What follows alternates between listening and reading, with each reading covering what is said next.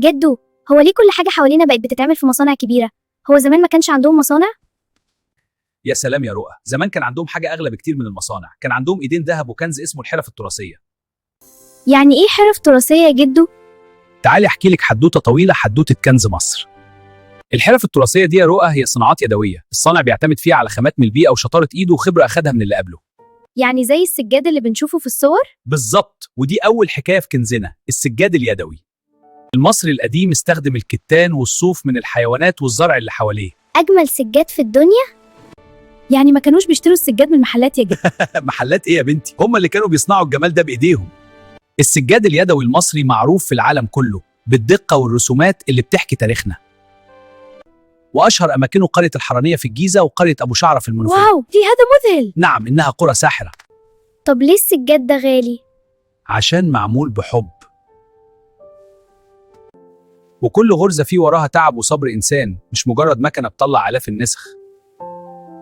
شوف يا بنتي القماش الملون هنا. حكاية يا جدي. يلا بينا نشوف في شارع الخيامية. أنا جاهزة. بص يا رؤى، كل غرزة خيط هنا معمولة يدوي. كل غرزة؟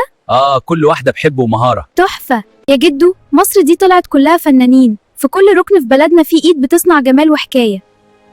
وفي حكاية تانية اسمها النسيج اليدوي، استخدموا الصوف والحرير والقطن وعملوا منهم أحلى لبس ومفروشات. والنسيج ده بيعملوه فين دلوقتي؟ في الصعيد يا رؤى، خصوصا في مدينة أخميم. وفي سينا الجمال كله هناك.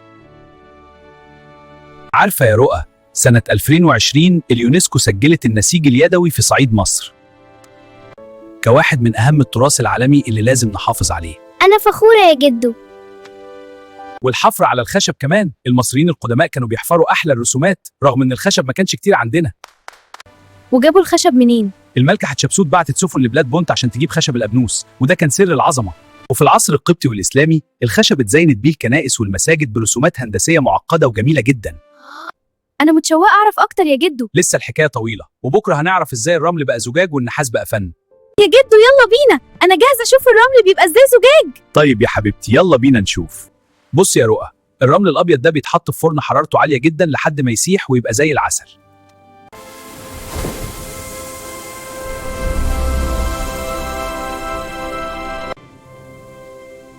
ده سحر حقيقي يا جدو، مش قادرة أصدق إن ده كان رمل. والسحر الجاي في النحاس. تعالي نسمع صوت الطرق اللي بيغني في شارع النحاسين. تعالي يا رؤى، هروح أوريكي ورشة قديمة في حي الجمالية. أيوة يا جدو. هنا بيشتغل العمال بتركيز. أنا بحب ده.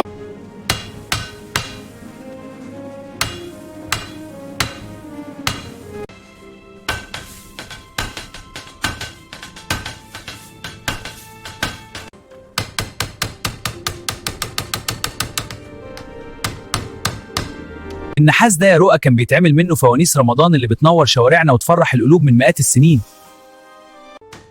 النقش ده ناعم قوي يا جدو، الفنان ده أكيد صبره كبير وقلبه طيب. أيوة يا حبيبتي، النقوش دي محتاجة صبر كتير. ودلوقتي جه وقت الطين اللي من ريحة النيل. تعالي نشوف الفخار بيتعمل إزاي.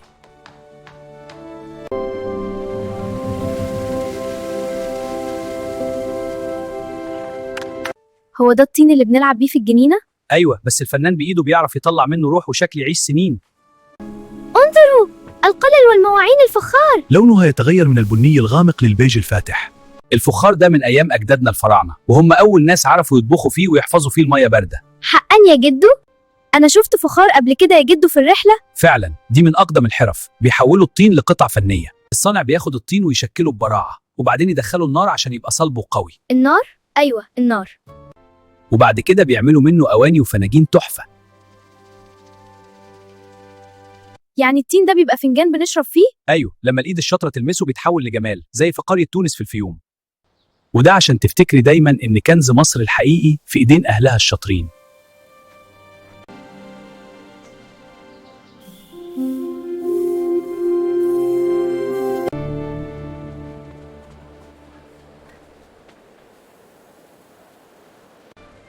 يا جدو، أنا كمان عايزة أخلي إيديا دهب زيهم، عايزة أتعلم أصنع حاجات حلوة تفرح الناس. انت فعلا يا رؤى بدأتي لما قدرتي قيمة تعبهم وشفت الجمال اللي بيخرج من الصبر والشطارة.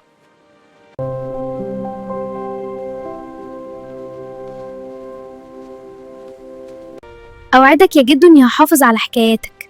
أنا عارف يا حبيبتي، وده أجمل حاجة. بحبك يا جدو. وأنا كمان. وهحكي لكل أصحابي عن سر الكنز الحقيقي اللي شفناه النهاردة في شوارعنا.